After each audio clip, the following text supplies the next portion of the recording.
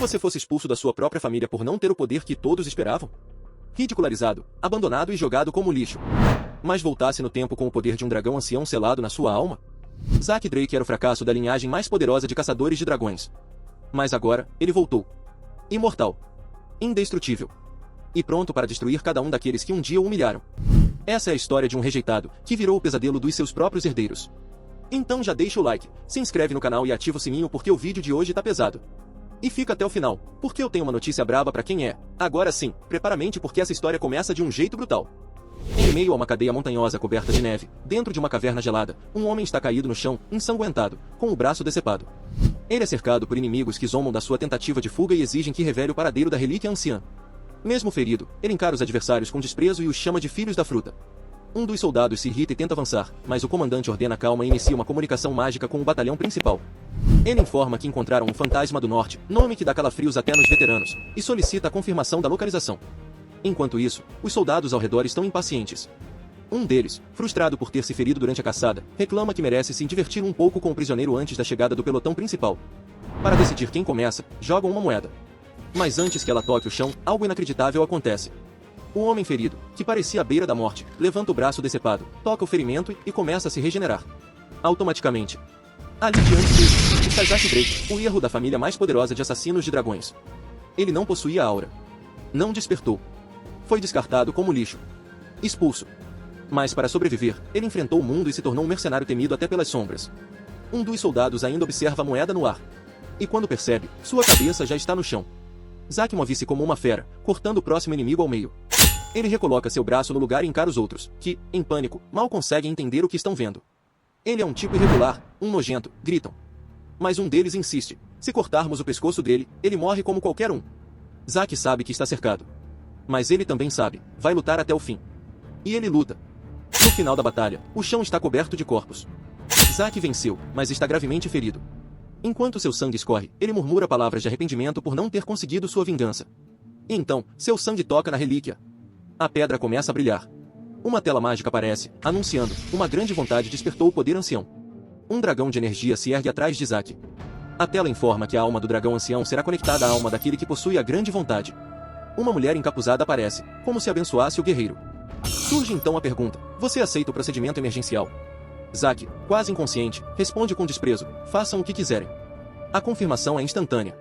A contagem começa. 5, 4, 3, 2, 1. Zack abre os olhos. Ele é uma criança. Está de volta ao passado, 20 anos antes. E tudo ao redor é assustadoramente familiar. Ele está no instituto de treinamento da família Drake, onde tudo começou. A família Drake, uma das 3 grandes casas nobres, foi fundada por Terrakan Drake, o herói que matou Bahamut, o dragão maligno, 1000 anos atrás. Todos os seus descendentes despertam aura. Todos, menos Zack. Uma tela aparece mais uma vez, sistema reiniciado. Conexão com a alma do dragão ancião, 100% concluída. Zack não entende. Mas a tela continua. Você adquiriu parte dos privilégios do sistema. Classe, curandeiro, rank raro. Título, abençoado pelo dragão. Ele passa a mão pela interface mágica, transparente, que só ele vê. Ele entende que isso é parte da relíquia. E se lembra, houve uma pessoa, há muito tempo, que falava sobre esses termos que ninguém mais entende. Assim que a janela de status se ativa diante deles, Zack começa a ler as informações que surgem ali. Ele passa a mão sobre a tela e percebe que, de algum modo, ela é quase transparente. Então, ele nota algo importante. Sua classe A de curandeiro está classificada como de rank raro. Além disso, seu título é abençoado pelo dragão. Apesar de esses termos não serem mais usados, Zack se recorda claramente de uma pessoa que lhe falou sobre eles, seu mestre. Seu mestre sempre dizia que, nos tempos antigos, a aptidão de cada indivíduo era chamada de classe, e que cada classe vinha acompanhada de uma habilidade única. A classe de Zack era de curandeiro, e sua habilidade, obviamente, era a de cura. O mestre, durante o treinamento, havia levado Zack até os limites, quase o matando no processo. Mas, de acordo com a janela de status, ele já era um curandeiro, e isso o motivou a testar suas novas habilidades. Ao ativar a habilidade, ele fica surpreso, confirmando que, de fato, aquilo era real. Ele se lembra de sua vida passada, quando se tornou curandeiro aos 20 anos, após a abertura do seu núcleo de éter. Decidido a testar ainda mais, Zack fecha os olhos, concentra-se, e quando os abre novamente, percebe que agora também consegue abrir o seu núcleo de éter, algo que ele só havia conseguido fazer após os 20 anos. Agora, com essa nova habilidade e suas memórias intactas, ele tem certeza de que perdeu o corpo que conquistou com tanto esforço durante seu treinamento, mas ganhou algo ainda mais valioso, a chance de recomeçar, agora com as habilidades do passado e uma vantagem temporal. Zack, deitado na cama, reflete sobre o que mais pode ter adquirido com sua volta no tempo. Mas, antes que consiga pensar mais a fundo, alguém bate na porta e pergunta se pode entrar. O simples som da voz do outro lado faz Zack tremer de medo. A pessoa, com uma confiança implacável, diz que não importa o que Zack faça para se esconder, ele sabe que ele está ali. Zack se vê em um turbilhão de nervosismo, tentando esconder a janela de status, mas a porta se abre. O mordomo, Dikir, entra sem cerimônias, sem sequer se importar com o que Zack estava tentando fazer, a de estabilização mental. A habilidade age de forma instantânea, removendo o pânico de Zack. Ele fica surpreso com essa nova habilidade, que mantém a mente do usuário calma, independente da situação. Dikir, com seu tom autoritário, lembra Zack da importância de um evento iminente e pergunta se ele estava ouvindo. Zack, ainda confuso, responde afirmativamente. O mordomo então revela que o teste de aptidão chamado Pancrácio está chegando, e isso faz Zack lembrar do passado, quando ele sempre foi espancado nesse teste. Aos 7 anos, todos os descendentes da família Drake eram levados para um lugar chamado Instituto, onde, após 5 anos de treinamentos rigorosos e regras implacáveis, passavam pelo Pancrácio. Esse era um teste de combate, onde os oponentes eram escolhidos pelos instrutores ou até mesmo por um acordo entre os próprios combatentes. Não havia regras claras, e alguns chegavam até a morrer durante o evento. O Pancrácio definia os rankings dentro da academia, e todos eram forçados a dar o máximo de si, sem exceção. Zack então se dirige ao campo de treinamento, onde o Pancrácio vai acontecer. O instrutor, Valmark, sobe a plataforma e anuncia que o teste vai começar. Ele pede para todos se prepararem, e os cadetes começam a se organizar. Alguns começam a cochichar entre si, se perguntando se o Zeke realmente apareceu novamente depois do que aconteceu no ano anterior. Alguns até se perguntam se ele não deveria ter desistido de tudo, mas a verdade é que Zeke ainda era um descendente da família Drake. Zeke, observando de longe, escuta os sussurros e se lembra das lutas do passado. O instrutor começa o combate entre Aaron e Gota. Os dois sobem a plataforma, e ao sinal de Valmark, o combate começa com Gota tentando atacar primeiro. No entanto, ele deixa várias aberturas, e Aaron aproveita para desferir um golpe certeiro no queixo de Gota, derrubando-o. Gota perde, e Aaron é declarado vencedor. Zack, assistindo de longe, reflete sobre como, quando era mais jovem, ele tremia só de pensar em lutar no Pancrácio. Ele não consegue entender como era tão idiota naquela época. Enquanto Zack continua observando, outro aluno se aproxima da arquibancada, claramente irritado e com uma aura ameaçadora. O instrutor chama então Zeke e Leon para o próximo combate. Os dois sobem a plataforma, e Zeke já sabe o que esperar, Leon, seu eterno rival. O ambiente fica tenso quando Leon provoca Zeke, chamando de inferior e insinuando que ele não aprendeu nada de seu passado. Zeke, no entanto, está diferente agora. Ele lembra das palavras cruéis de Leon do ano anterior, quando ele se ajoelhou e implorou para que Leon o deixasse ir. Agora, Zeke não está mais disposto a se submeter. Zeke ativa automaticamente sua habilidade de estabilização mental para não perder a calma. Ele olha diretamente para Leon e, com um tom firme, diz que, se Leon o chamar de inferior novamente, ele não ficará quieto. Parado, Leon toca na cabeça de Zeke e desafia. O que vai fazer, hein? Vai me atacar de novo? Inferior de merda! Zeke, sem hesitar, move sua mão com rapidez e acerta um soco direto no queixo de Leon. Imediatamente, a habilidade Morte Instantânea é ativada. Esta habilidade inflige um dano fatal ao inimigo, mas se falhar, o dano recai sobre o próprio usuário. Quando o golpe atinge Leon, ele grita de dor, sua expressão de surpresa visível. Meu rosto está sangrando. Ele começa a gritar, inconformado com a dor e o sangramento. Zeke, por sua vez, observa a cena com um certo desconcerto. Ele não queria ir tão longe, só queria apagar Leon da sua frente, mas acabou ativando a habilidade sem querer, com um soco só. Droga, parece que ainda não controlo bem essas habilidades, ele pensa. A plateia não entende nada. Todos ficam em silêncio, assistindo ao ocorrido, sem saber o que exatamente aconteceu. Valmark, o instrutor, rapidamente se aproxima, com expressão séria, e pergunta com a voz tensa, por que você atacou Leon antes mesmo de receber a minha ordem? Zeke responde, com um tom tranquilo, mas firme, no campo de batalha, ninguém vai esperar que você se prepare. Não vou esperar que me digam para sacar minha espada. Ele ativa uma aura diabólica ao redor de seu corpo, dizendo, sempre será o mais forte que vencerá. A fala deixa o instrutor perplexo, pensando que Zeke realmente está diferente, e que ele não é mais o mesmo jovem que chegou ali antes. Leon, com dificuldade, começa a se levantar, resmungando, ainda tentando recuperar o fôlego. Muito bem, agora vamos lutar de verdade, ele fala, com uma raiva crescente. O instrutor olha para eles e confirma, que comecem. Agora, os dois se encaram, com Leon dizendo, vou te matar.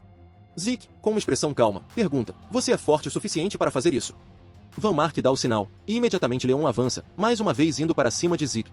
Em sua mente, ele ainda acredita que Zeke só conseguiu o soco porque estava com a guarda baixa, e que ele não é mais forte que ele. Leon se prepara para defender e atacar, achando que pode derrotar seu primo facilmente. Ele não é nada comparado a mim, pensa Leon, enquanto tenta prever os movimentos de Zeke. Ele calcula que Zeke deve atacar com o punho esquerdo, e, no momento certo, Leon desvia e agarra a perna de Zeke, com a intenção de derrubá-lo no chão. É assim que se faz, ele grita, com um sorriso vitorioso, chamando Zeke de inferior de merda novamente. Mas, de repente, ele sente algo estranho no corpo. Algo que ele não consegue entender. Ele solta Zeke imediatamente, perplexo. Zeke, aproveitando a brecha, se solta e volta a se levantar rapidamente. O instrutor, que observa tudo, está ainda mais perplexo. Isso não faz sentido. A sensibilidade de luta de um garoto de 12 anos não deveria ser assim, pensa ele, inconformado com o que está vendo. Ele recorda o momento em que Leon desviou do ataque de Zeke e tentou derrubá-lo, quando achava que a vitória seria dele. Porém, Ikki conseguiu se livrar com facilidade e dar um contra-ataque, algo que exigiria uma precisão monstruosa, algo totalmente fora do normal para uma criança da idade dele. Leon, após o golpe, parece um pouco desnorteado, mas logo tenta manter a calma e se afasta, pensando que a luta ainda não acabou. Não vou perder para ele. Vou manter minha guarda alta e ganhar isso, ele promete para si mesmo. Porém, no momento seguinte, Zeke parte para cima dele novamente, agora com um chute certeiro na perna de Leon. Como ele conseguiu ficar tão forte assim, pensa Leon, surpreso com o poder do golpe, mas não demonstrando fraqueza. Com raiva e uma sensação de derrota crescente, Leon chama Zeke de inferior de merda mais uma vez, sem conseguir esconder seu nervosismo. Zeke, agora completamente calmo, pensa para si mesmo que finalmente está conseguindo controlar suas habilidades, sentindo-se mais seguro do que nunca. No instante seguinte, Leon vai tentar dar um soco em Zeke, mas Zeke ativa a habilidade Foco Sensorial, intensificando todos os seus sentidos e tornando sua mente mais rápida. A habilidade faz com que ele tenha controle total sobre seus movimentos e perceba as intenções de Leon com ainda mais clareza. Zeke desvia facilmente do soco de Leon e, em um movimento rápido, puxa o braço de Leon, jogando no chão com uma força impressionante. A plataforma treme com o impacto, criando até um buraco no chão. A plateia observa em silêncio, ainda tentando compreender o que está acontecendo. O instrutor, Van Mark, também está sem palavras. Ele nunca viu Zeke lutar assim, e as reações de todos indicam que essa batalha não é como qualquer outra. Zeke, em cima de Leon caído, ativa sua habilidade Perfuração Vital e dá um golpe preciso na barriga de Leon. Essa habilidade aumenta o dano ao acertar pontos vitais no corpo do inimigo. Se o seu corpo é fraco, você só precisa continuar batendo até ele desistir, Zeke diz com frieza, enquanto começa a espancar Leon na frente de todos. Cada golpe que ele dá faz o rosto de Leon se contorcer em dor, e a plateia começa a perceber que Zeke não está mais brincando. Ele está lutando com a intensidade de alguém que não tem mais medo de nada. O instrutor, Van Mark, observa tudo com uma expressão de apreensão, e os cadetes ao redor estão completamente assustados com a cena. Nenhum deles esperava que Zeke fosse tão brutalmente eficiente. Depois de um tempo, Zeke se cansa de bater e se levanta, dizendo com tranquilidade, chega de joguinhos. Ele está ofegante, mas parece satisfeito com o que fez. Zeke então olha para os outros 4 cadetes que ainda estão na arquibancada e os desafia diretamente, se vocês têm algo a dizer, venham aqui e falem na minha cara. Não fiquem apenas me olhando. Um dos cadetes se levanta, chamando Zeke de Tzak. Ele diz que escolhe Zeke como seu oponente, revelando ser um primo de Zeke, Gen Vardak. Zeke, com um sorriso de desdém, responde, está tudo bem. Mas sozinho é muito chato. Vou chamar o Liam Stone para se juntar também. Liam Stone, o Brutamontes, caminha até Zeke com um olhar arrogante, falando, agora sim, essa luta vai ficar interessante. Ele é o servo de Gen, e sua presença é intimidadora. Gen, irritado, pergunta, você acabou de me insultar, não foi? Zeke, com um sorriso irônico, responde, claro que sim, idiota. O instrutor, já um pouco exasperado com o comportamento de Zeke, pede que ele não comece a luta imediatamente, como fez da última vez. Zeke apenas pensa consigo mesmo que está ficando cada vez mais interessante, observando seus adversários. Ele está preparado, e essa luta só está começando. Então, Zeke se pega pensando, é realmente curioso ver ele ali de novo, o lendário rei mercenário, Liam. Na sua vida passada, quando ainda era servo de Gen, Liam chegou a se juntar à academia. Mas, por ser apenas um parente distante, foi deixado de lado nos estudos formais. Acabou buscando a autoeducação dentro da poderosa Academia Valhalla. Com o tempo, Liam se uniu à ordem da cavalaria de uma pequena nação chamada Barano. Porém, quando Barano caiu, ele se tornou um mercenário. Em meio ao caos, as pessoas passaram a seguir aqueles que demonstravam força, e Liam, com sua longa jornada como guerreiro contratado, evoluiu para algo ainda maior, um cavaleiro vermelho. Foi então que fundou o seu próprio grupo de elite, os Mercenários da Pedra. Ele não parou por aí. Conseguiu unir os 3 maiores grupos mercenários, e logo passou a ser conhecido por um novo título, Rei Mercenário. Quando o Império contratou os Mercenários da Pedra, Liam entrou de vez nas guerras continentais. E foi nessa época que Zeke, ao lado das forças do norte, teve que enfrentá-lo, como inimigo. Só que, desta vez, as coisas podem ser diferentes. Nesse instante, o instrutor ordena que comece. Jack, sem perder tempo, já parte com um soco direto no Zeke e fica eufórico achando que acertou. Mas, ao perceber o que realmente aconteceu, entra em choque. Zeke segurou seu punho com facilidade. Zeke então relembra, eu disse pra virem juntos, lembra? Gen, esperto, responde que não vai cair nos truques dele. Conhece bem os jogos sujos de Zeke. Ele tenta um chute direto no rosto, mas também é parado. Não entende o que está acontecendo e que está prevendo todos os seus movimentos. Proto avisa, era melhor ter analisado melhor antes de tentar aquele chute. O primo de Gen então percebe, sua perna, além de bloqueada, foi ferida. Zeke avança sobre ele, punho carregado de energia, e o acerta. O impacto é tão forte que seu primo começa a tremer. Por que está com tanto medo? Pergunta Zeke. Nem conseguiu prever a finta. E, sem dar tempo para a reação, acerta mais um golpe direto na perna dele. Zeke completa, é por isso que eu pedi para virem juntos. Ele parte também para cima de Gen, dizendo que, sozinho, ele não é o suficiente. Deixar seu like e se inscrever no canal. E, eu deixei um vídeo incrível aqui na tela, que com certeza vai te prender. Então, não perca tempo e clique para assistir. Vamos continuar essa conversa lá nos comentários, quero saber suas teorias e o que você achou dos personagens. Valeu por assistirem e até a próxima aventura.